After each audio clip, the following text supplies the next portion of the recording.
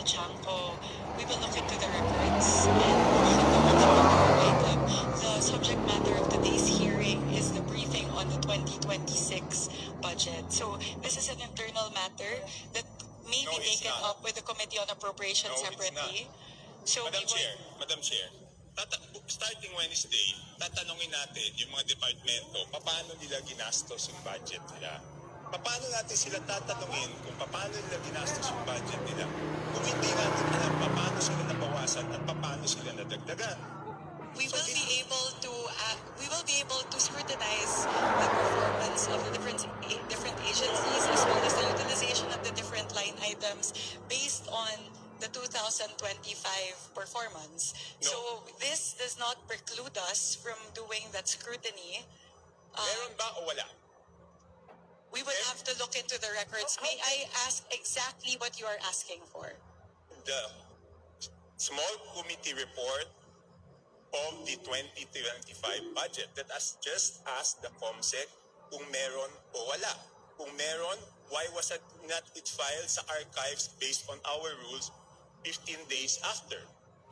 So meron ba o wala? Simple. Kung meron, bakit hindi na-file sa archives? Kung wala, I will let you proceed, Madam Chair. I will not hold this budget hostage. Gusto ko lang malaman, meron o wala? The age gap itself, the output of the small committee is already embedded into the age gap itself. So that's the report. That's the output of the small committee. It's not the report, Madam Chair. Based on our rules, each committee must come out with a report. No committee is exempted from coming out with a committee report.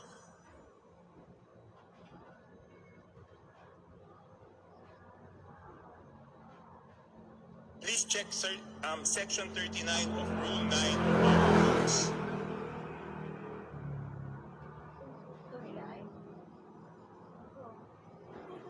Kasi di ba kung meron, ang dali-dali naman, di ba kawala?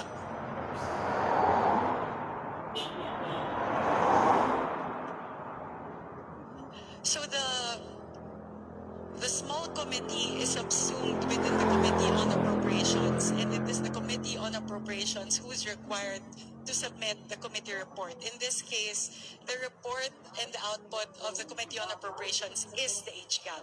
No, it's not. The age gap is different from a committee report. Just like any other bill, the bill is different from the committee report. There must be a committee report included to the bill. It is not one and the same. At the point of after the committee hearings are done, the Committee on Appropriations comes out with a committee report, and then it moves to plenary, at which point we approve it and the small committee works. So now the output of the Committee on Appropriations, once that is elevated to the plenary, is the HB. So there's no other committee report that needs to be furnished by the Committee on Appropriations apart from the HGAP It itself. is not exempted from our rules, Madam Chair. Maliwanag, Section 39. Gusto niyo basahin niyo? Okay. I will ask the committee secretariat, how many meetings were held?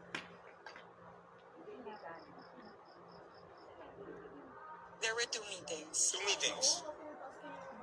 Did you follow, nasaan yung minutes ng meeting?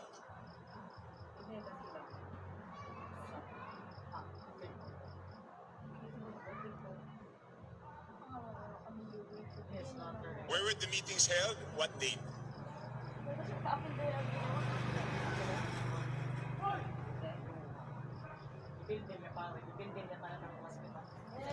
Ilada.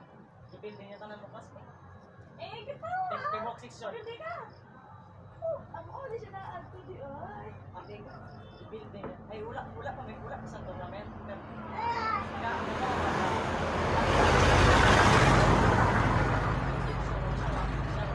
Madam Chair, I can read Section 39 of our rules to make it clear that the committee report is different from the HGAP, but I don't want it to take up my time.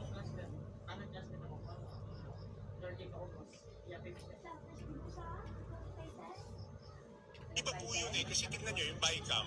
Di ba may BICAM report? Doon sa BICAM report, na may umaandar yung oras ko, hindi pa na natatapos yung issue, pinaraise ko. doon sa BICAM report, nakasulat, okay, yung BICAM report, pinipintasan natin. Pero yung BICAM report, may nakasulat doon kung alin yung nabawasan, alin yung nadagdagan. Dito sa age gap, wala tayong makita kung alin yung nabawasan, alin yung nadagdagan. With the indulgence of Representative Chanco, so the COMSEC is currently looking into the specific request as well as the level of detail that you are requesting. No, within 5 minutes, I need the committee report. If we may please move on to the other questions Yes, while but- they're working on Yes, I this. will. But if within 5 minutes wala yan, ibig sabihin wala yan, ngayon palang gagawa yan. Ang gusto natin na committee report is the same as the BICAM. Okay? The same as the BICAM. Nakasulat kung saan binawasan na banda. Okay, I will mention why it is very important. Okay, ito may dalawang distrito, no? At sino ang nag-introduce ng amendment? May dalawang distrito, hindi naman to kasalanan ng congressman dun sa distritong yon. Ang NEP nila is 2.530 billion. And then, pagdating sa GAA, naging 20.999 billion. Isa pa, 1.508583 billion sa NEP. Pagdating sa GAA, 20,795. So, tapos, ang pinasok lang sa BICAM dito is 5 billion and 4 billion each. So, ang napasok dun sa small committee is 13 billion. Dun sa isa, yung isa 14 billion. So, sino yung nagpasok ng 13 billion na yun? At saan tinanggal yun?